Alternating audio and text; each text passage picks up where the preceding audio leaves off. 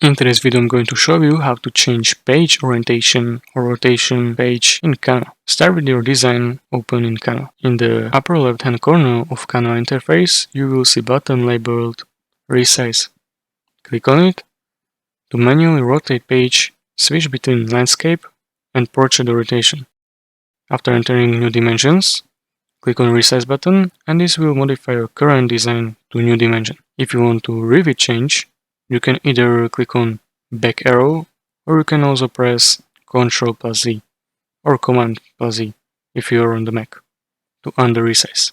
You can also offer preset size for various platforms like stories, Facebook, Instagram post, etc. And you can select multiple presets to generate different versions of your design, and each in the new tab. After resizing or rotating, you may need to adjust elements in your design to fit new orientation properly. Once you are satisfied with resize or rotation design, save your work by downloading design or sharing it directly from Canva.